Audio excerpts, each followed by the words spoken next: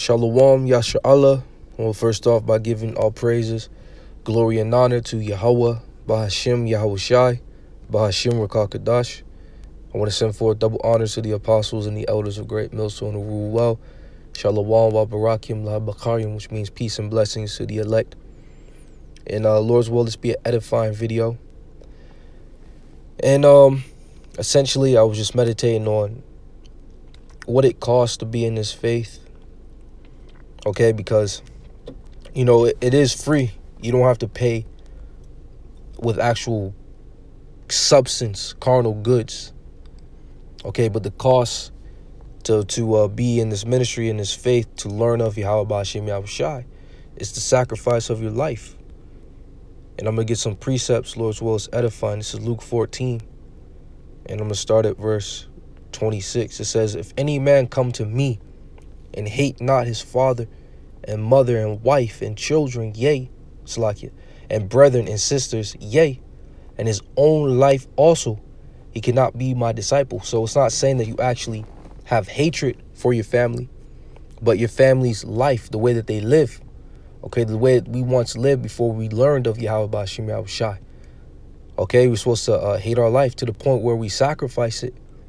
Okay, that doesn't mean that we're not working and eating. And in this world, the scriptures say, be users of the world, but not abusers of the world. We're no longer abusers of this world as we once were. Okay, as disciples, believers, and followers in Yahweh Bashim Yahushai. Verse 27, and whosoever doth not bear his cross and come after me cannot be my disciple. And what does the cross represent? The cross represent it's a killing instrument. Our Lord was sacrificed on the cross. And we all carry spiritual crosses upon us, okay, in order to be a follower of Yahweh Bashim Yahushai, in order to be a believer, in order to receive this wisdom, knowledge, and understanding. Verse 28, it says, for which of you, intending to build a tower, sitteth not down first and counteth the cost, whether you have sufficient to finish it, right? So if you're building a building, all right, you're working on a building, you're working on construction, you want to make sure you have enough resources in order to finish that project. Okay, us believers, we have to make sure that we have the resources to finish the faith, which is a continual sacrifice of our pleasures, desires in this world, in this life, in order to remain acceptable of the Lord. Verse 29 says, lest happily after he have laid the foundation and is not able to finish it, all that behold it began to mock him. So if you follow the truth, you're going to be mocked. Okay, but the point is, our life is the cost for this wonderful gift. Okay, and what are we going to receive for giving up our life? We're going to receive 100-fold. So let's get that. This is the book of Matthew chapter 19. I'm going to read verse 27. Then answered Peter and said unto him, behold, we have forsaken all and followed thee. What shall we have therefore? So the disciples, they actually literally stopped everything that they were doing and followed the Lord. Okay, now we're following the Lord in spirit. So we actually are out here doing different things like working, things of that nature, but we're following the Lord in spirit, in our mind. Okay, and in order to do that, we've given up a little bit with a few things, man. Okay, so we're going to get a reward for it, and the Lord's going to answer the head disciple Peter the reward. Verse 28 says, and Yahawashi said unto them, verily I say unto you, that ye which have followed me in the regeneration, when the Son of Man shall sit in the throne of his glory, ye also shall sit upon 12 thrones, judging the 12 tribes of Israel. So part of the reward is that we're going to be kings and priests, all right, in the kingdom to come. Or we're going to be rulers. We're going to be the top men in the world of Yahweh Bashim Yahushai, okay, which is the world, the kingdom to come. It says, and everyone that have forsaken houses or brethren or sisters or father or mother or wife or children or lands for my name's sake shall receive 100-fold and shall inherit everlasting life. So the Lord said these different things that we have forsaken in order to receive and to be partakers of this glorious gift. All right, we're going to receive that back 100-fold. And then on top of that, receiving what we lost 100 times, all right, we're going to receive everlasting life, meaning we're going to be immortal. We're never going to die. All right, so really the trade-off is not comparable. Okay, it says, but many that are first shall be last, and the last shall be first. Okay, so the Edomites that are first, the ruling elite, they're going to be in slavery. And we as the Israelites, the meek and the lowly, we're going to be on top. Let's get that real quick. All right, then I'm going to get Corinthians, where it explains that this is not equal. What we're giving up is not comparable to what we're receiving. So let's get this in Ecclesiastes real quick. This is Ecclesiastes chapter 10 and verse 7. It says, I've seen servants upon horses and princes walking as servants upon the earth. The servants are the Edomites. They're in a ruling position. That's why it says that he sees them upon horses, because that represents being in a seat of power. It says, and princes walking as servants upon the earth. And we are the princes of the power. We are the Israelites. Yet we are servants right now. But like we read in Matthew, it says that the last shall be first and the first shall be last. So this is a thing that's going to be reversed. It's going to be set aright. We're going to be in our rightful positions under Yahawashi. This is the book of 2 Corinthians chapter 4. And I'm going to read, not 1 Corinthians, 2 Corinthians chapter 4. I'm going to read verse 17. It says, for our light affliction, which is but for a moment, worketh for us a far more exceeding and eternal weight of glory. So the affliction that we go through right now, our payment, which is our life, in order to receive this truth, it's likened unto a light affliction. It's a light payment. All right, because what? It's for a moment. It's seasonal. It's temporary. All right, but the reward that we're going to receive is eternal. It's everlasting. It can never be taken away. And it's going to be a very mighty weight of glory that's going to be upon us, man. Verse 18, it says, while we look not at the things which are seen, but at the things which are not seen. For the things which are seen are temporal, but the things which are not seen are eternal. All right, so we don't look at things that we see right now with our own eyes, but we look at the things which we see with our spiritual eyes, the kingdom of heaven. Okay, us ruling over the different nations, us having crowns upon our head. Okay, this, that, and the third. This is the things that we meditate upon. Okay, the scriptures say, let your mind be continually upon the ordinances of Yahawashi. Okay, which is a gift. All right, from there, I'm going to go ahead and get Matthew 13 and verse 44. It says, and the kingdom of heaven is like unto treasure hid in a field, the which when a man hath found, he hideth, and for joy thereof goeth and selleth all that he hath, and buyeth that field. All right, so this wisdom, knowledge, and understanding, this gift, this faith that's been bestowed upon us, that we have found through the grace and mercy of Yahawashi.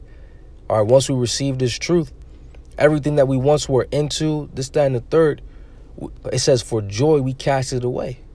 It says, for joy thereof goeth and selleth all that he has. So everything that we were once a part of, that we strive for joy, we let it go, man. Because we understood that this treasure that we found is far greater. It's far exceeding. So I'm going to read that again.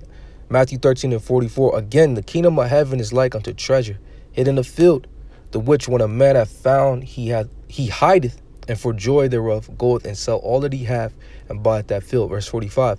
Again, the kingdom of heaven is like unto a merchant man seeking goodly pearls, who when he had found one pearl of great price, went and sold all that he had and bought it. All right, so here it is. This is a man that's into pearls, and he has many different pearls. Okay, just as us, we were into, a lot of us in the world were into knowledge and seeking of knowledge. But when we came to the true knowledge, all that other bullcrap that we were once into and looking into, some brothers were 5%ers, some brothers were Muslims, some brothers were into Christianity, some brothers were into being, what's it called, Africanism, this, that, and the third. Once we came into the truth, we cast that all away. Because what? This knowledge is far greater, it's far exceeding. Okay? This is the book of Romans, chapter 12 and verse 1. It says, I beseech you therefore, brethren, by the mercies of the Most High, that ye present your bodies a living sacrifice, wholly acceptable unto the Most High, which is your reasonable service. All right? So that's what we have to do in order to be in this faith, in order to receive this gift. We have to give our bodies as a living sacrifice. And it's something that we have to do daily. Daily, we have to make that choice and that decision, okay, in the spirit to choose life, okay, which is a sacrifice of the flesh, okay? This is the book of Romans, chapter 8, and verse 1. It says, there is therefore now no condemnation to them which are in Yahawashi, who walk not after the flesh, but after the spirit. And that's the difference between us, all right, and 2/3 of the nation of Israel. We walk in the spirit, okay? We're not constantly sowing into the flesh. Therefore, the Lord's going to have mercy upon us. All right? It says, for the law of the spirit of life in Yahawashi have made us free from the law of sin and death. For what the law cannot do, in that it was weak through the flesh, the Most High sending his own Son in the likeness of sinful flesh, and for sin condemned sin in the flesh. All right? So we're free in the spirit of life in Yahawashi, the law of the spirit of life. That's what we dwell in. All right, but 2/3 of our people, they're still under the old law, because the scripture says, as long as a man liveth, he's under the law. And because of that, they're going to be condemned when the Lord returns. But because we're no longer under that law, we're actually under the law of the spirit. We're not going to be condemned when the Lord returns, because we believe in Yahawashi.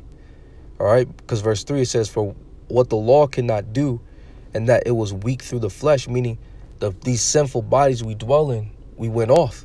The law was perfect, but we, as carnal men, we went off. It says, because of that, the Most High sending his own Son in the likeness of sinful flesh, and for sin condemned sin in the flesh. So Yahawashi came in the likeness of this flesh, but he didn't sin. He was perfect. All right, and then he died as a sacrifice, and because of that sacrifice, now we who believe in him, okay, won't be condemned as well. We'll be covered under that sacrifice. It says that the righteousness of the law might be fulfilled in us, who walk not after the flesh, but after the spirit. So when the Lord returns, we're actually going to be able to fulfill the righteousness of the law, okay, actually in the flesh, because we're going to be changed just as our Lord is changed, okay? But what the point is, we don't walk after the flesh, we walk after the spirit. And walking after the spirit, okay, is a sacrifice to the flesh, all right? Verse 5, and it goes into it. It says, for they that are after the flesh do mind the things of the flesh, but they that are after the spirit, the things of the spirit. All right, the two different, the mind of the flesh and the mind of the spirit, they're contrary one to the other, man. All right, so if you're in the spirit, you're not going to be doing the things of the flesh, and if you're in the flesh, you're not going to be doing the things of the spirit, vice versa. All right, and the only ones that's constantly sacrificing their own flesh, okay, are the ones that believe in Yahawashi, the ones that are received of this gift, that has received of this truth. Okay, those are the only ones that's making a continual effort, okay, to put off the old man, okay, and to be renewed in their mind, all right, by getting into this word daily. Okay, but I believe the point was made. Lord's will, this is edifying. Call halal, Yahweh, Ba'ashim, Yahushai, Ba'ashim, Rakakadash. Double honors to the apostles and the elders of great millstone who rule well. Shalom, Wa Barakim, La Bakari, peace and blessings to the elect. Shalom.